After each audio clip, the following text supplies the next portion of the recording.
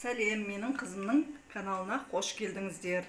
Біз бүгін қызымыз екеуміз тәтті маринадтағы помидор жабатын боламыз, қысқа арнап. Ол үшін бізге керек заттар: помидорлар, көлемдері біркелкі болған дұрыс, болгар бұрышы, ащы бұрыш, чеснок, капуста, сәбіз. Өздеріңіздің қалауларыңыз бойынша жуа, слива қоса берулерге болады. Дәмдеуіштерден бізге хош иісті бұрыштар, душистый перец, перец горошек, лавровый лист, тұз, шекер, лимонный кислота қажет. Ол үшін ең әуелі біз банкымызды жақсылап тұрып жуып, ас содасымен жуып, қақпағымен бірге буда ұстап аламыз. Енді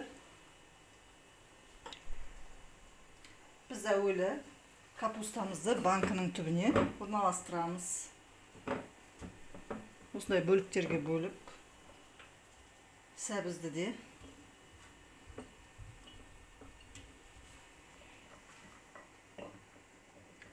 содан соң чеснок, қызыл бұрыш, болгар бұрышын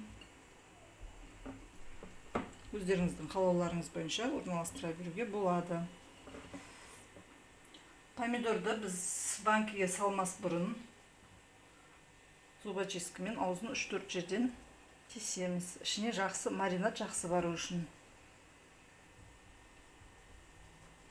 Зубочистка болмаса, мына жерден пышақпен крест салуға да болады. Помидорларымыздың барлығын салып болдық банкіге. Енді дәмдеуіштерін қосамыз. Бұрыштардан 3-4 штугін салсаңыздар болады. Хош иісті бұрыш. Одан да осылай 3-4 штугін салсаңыздар болады. Лавр жапырағы.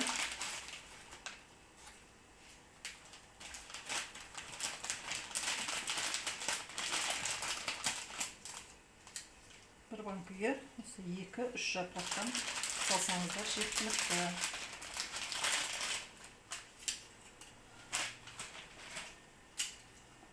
Содан соң ас тұзы бір үлкен қасықпен 1 қасық.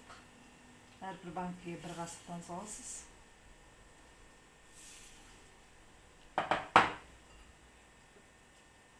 Шекер әрбір банкіге, бұл тәтті маринад болғаннан кейін бізде шекеріміз көп болу керек. Сондықтан әрбір банкіге примерно 3-4 қасық салсаңыздар болады. Шекер көп болады деп қорықпаңыздар, өте дәмді болады маринад.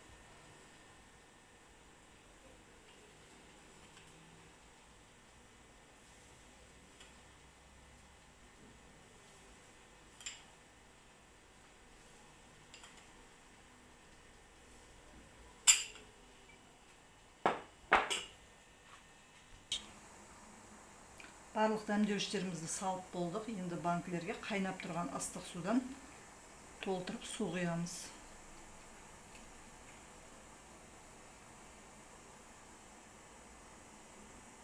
Су құйып болғаннан кейін қақпағын просто жауып бетіне 4-5 минуттай осылай қоя тұрамыз. Помидорымыз осылай 5 минуттай тұрғаннан кейін қақпақтарын алып, бұл суын кейін қарата қайнататын кастрөлімізге төгеміз.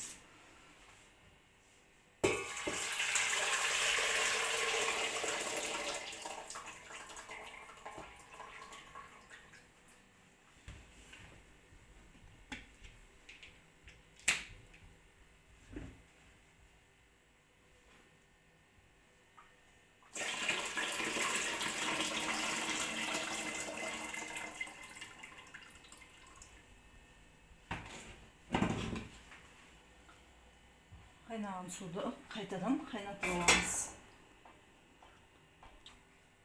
Суымызды екінші рет осы суымызды қайнаттық. Қайнатып болғаннан кейін банкілерге қайтадан құйып шығамыз.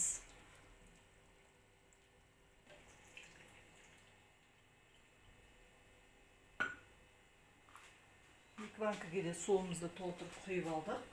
Енді әрбір банкіге 1 шай қасықтан лимонның кислотасы аламыз.